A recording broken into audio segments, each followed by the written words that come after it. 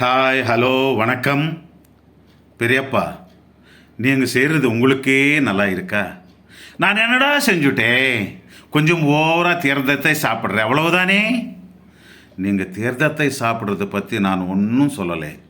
தெரிஞ்சிருந்தும் அந்த குற்றவாளி மோகன்லாலை காப்பாற்ற பார்க்குறேளே, அது தப்பில்லையா?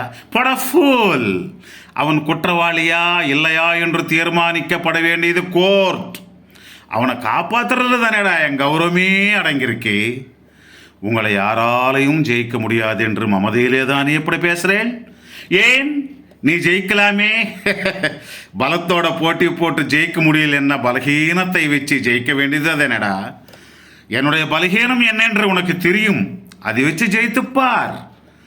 அப்படின்னா நீங்கள் இருக்கிற வரைக்கும் இந்த உலகத்திலே நீதியே இருக்கப்படாது. அதுதானே உங்கள் ஆசை? பெரியப்பா, ப்ளீஸ் உங்கள் காலை பிடிச்சி கேட்டுக்கிற, தயவு செய்து நீங்கள் இந்த கேஸில் தலையிடாதீங்க.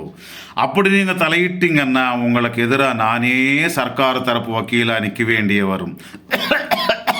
அப்போ சர்க்கார் தரப்பு வக்கீலாக எனக்கு எதிரியாயே நிற்க முடிவு பண்ணிட்டியா?